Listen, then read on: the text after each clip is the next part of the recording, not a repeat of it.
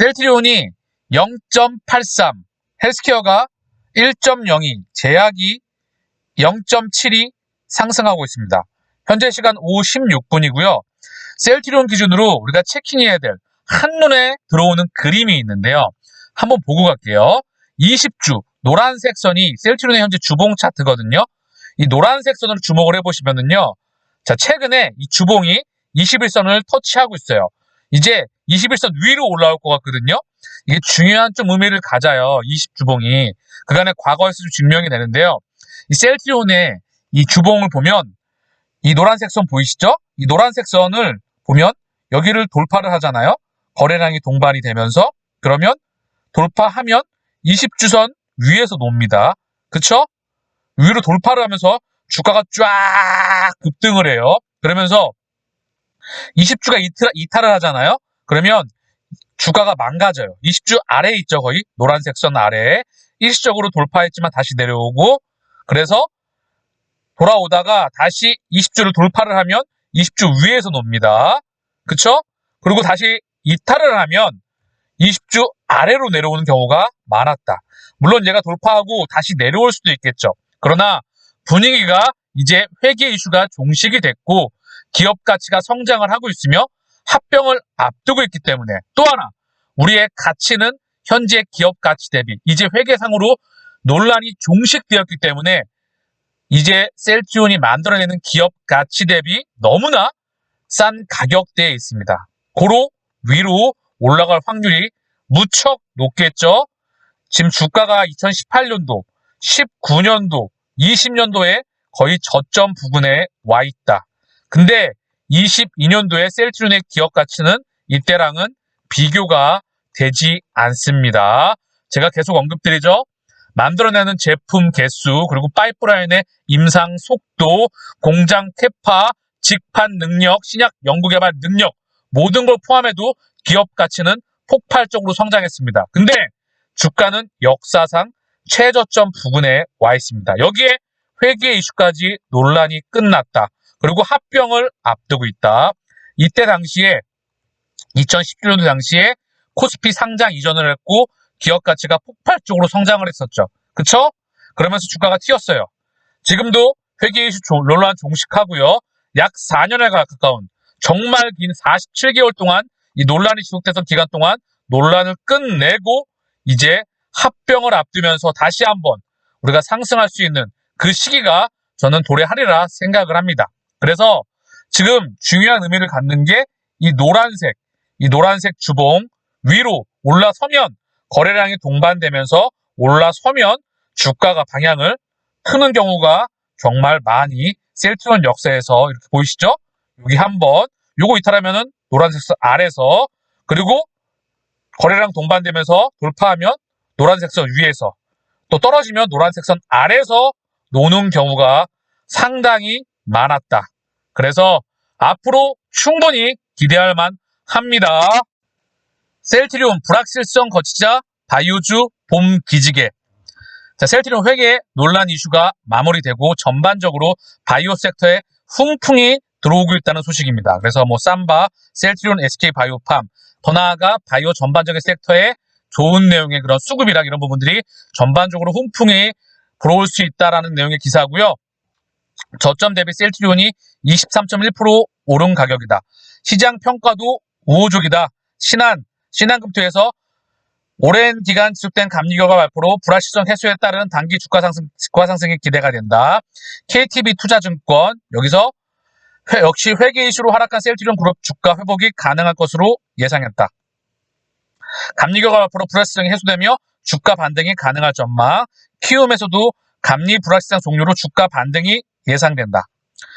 셀트리온의 반등은 바이오 업종 전반에 활력을 불어넣었다. 셀트리온 회계 논란에 대한 금융위 판단이 바이오 업종의 재고관리 방식, 계약 구조, 회계 처리 등에 대한 특수성을 인정했다는 의미로 읽힌다는 점도 긍정적이다. 실제 앞서 증선위가 발표한 개선 과제의 신산업에 대해 지나치게 보수적으로 외부 감사에 임하는 것은 자제해야 한다는 내용이 포함되기도 했다. 국내 바이오 업종 대표 종목의 최근 주가 흐름엔 힘이 붙었다. 그래서 메드팩토, 제넥신, 알테오젠, 레고캠 바이오 뭐 이런 부분에서 전반적으로 대형과 중소형 바이오 섹터에 훈풍이 불어오고 있다.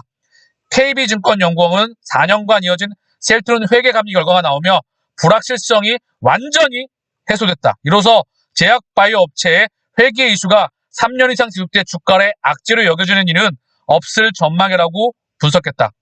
셀트론 3사뿐 아니라 제약 바이오 업종의 전반적인 투자 심리가 개선될 것이라고 예상했다. 우리 셀트론이 국내 제약 바이오 독보적인 1등이죠.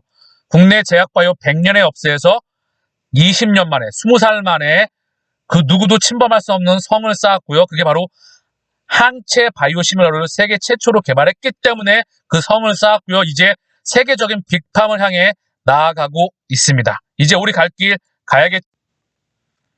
미국 선물이고요.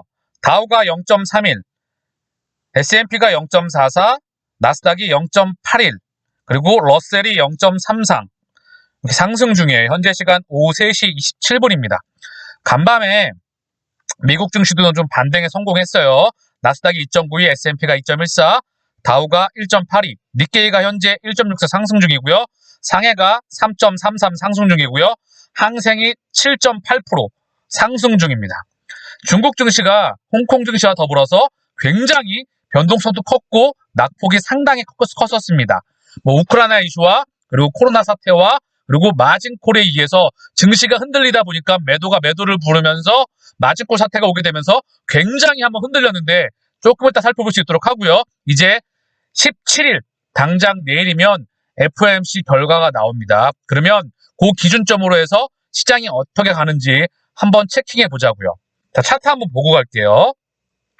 나스닥 차트인데요. 지금 보이시죠? 요 정도 지금은 주봉인데요. 나름 저점을 좀 잡아가는 모습이기도 해요. 요 부근. 요 밑에 120주봉이 올라오는데 잡아가는 듯 하고요. 요 기준점으로 해서. 그쵸? 그리고 월봉으로 봐도 좀 물량을 좀 소화한 듯한 해요. 일봉으로 보면 그쵸? 많이 빠졌죠. 요 부근.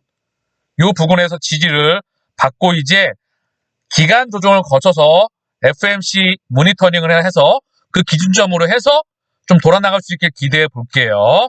자, 그리고 중국 증시 좀 한번 봐볼게요. 상해. 중국 상해 지수가 상당히 조정폭이 많이 나왔었어요. 최근에. 그쵸? 많이 나왔었죠? 상당히 많이 낙폭이 컸다. 그쵸? 주봉으로 가볼게요.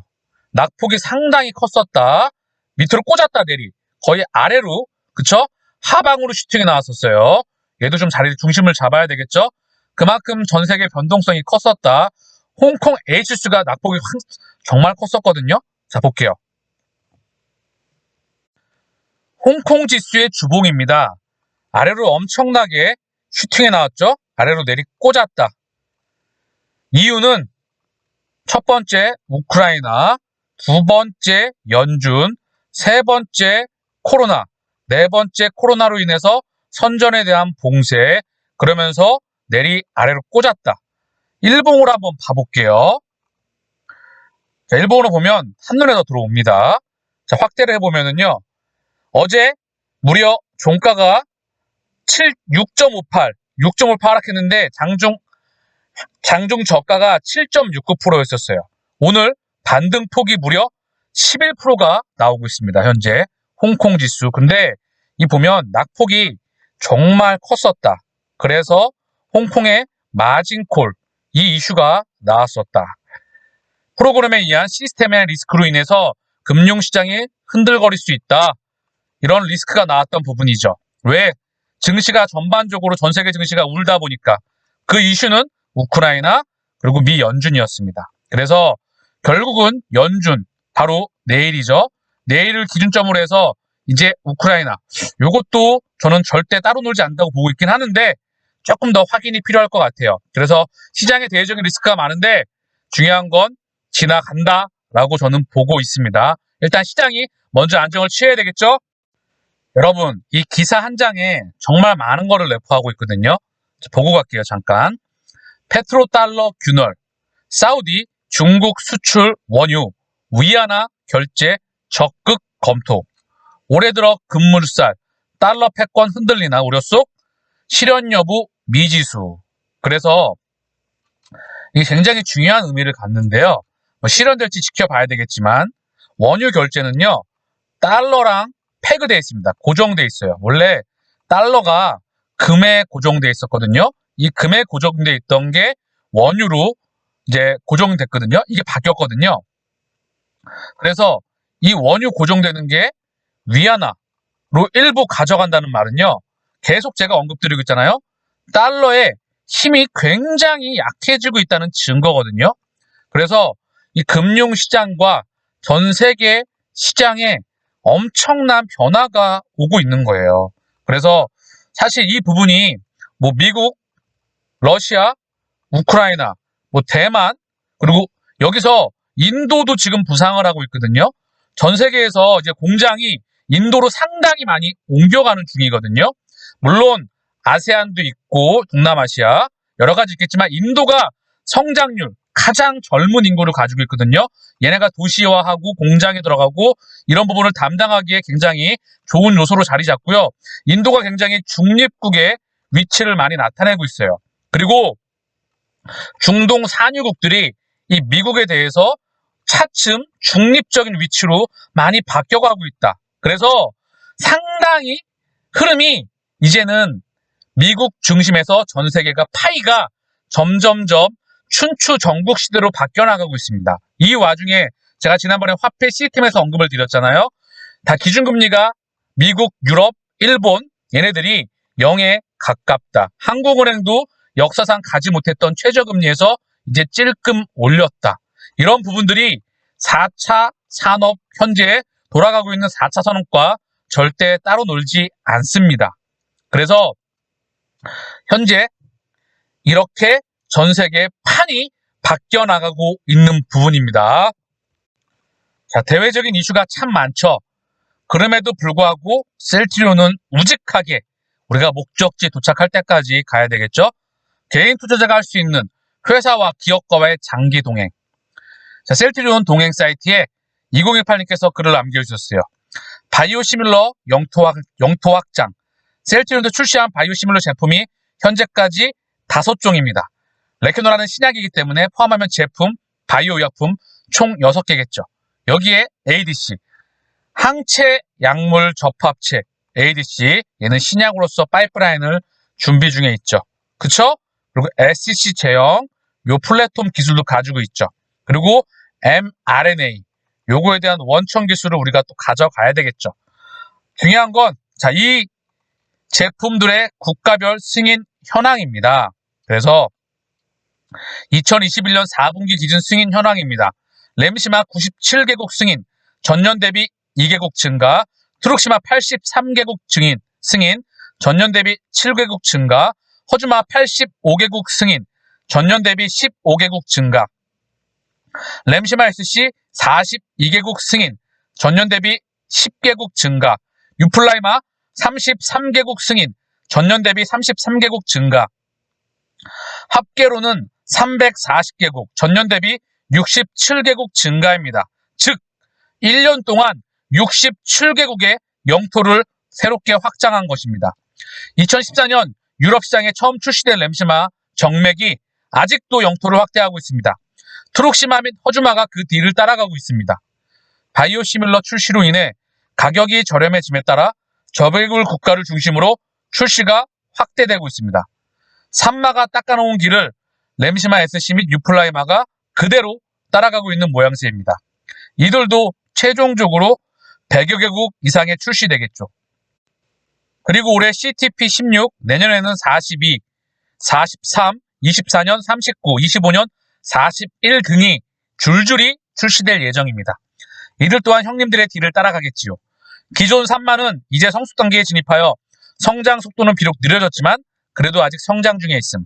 램시마 SC 및 유플라임의 신규 제품들이 줄줄이 출시됨으로써 제품군을 다변화하고 이들을 통해 고속 성장을 지속적으로 이어갈 것입니다.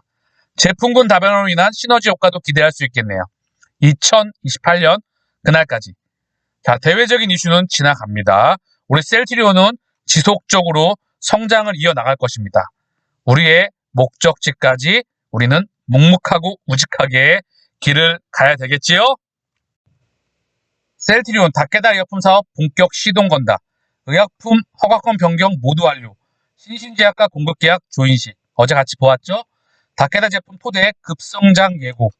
짤막하게 정리해서 보면은요.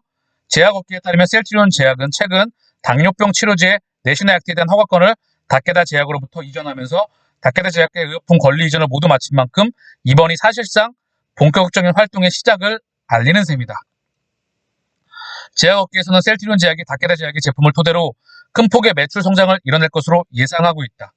시장조사업체 유비스트에 따르면 2021년 셀트리온 제약으로 허가권이 이전이 완료된 제품들의 원의 처방액은 총 679억 원에 달한다.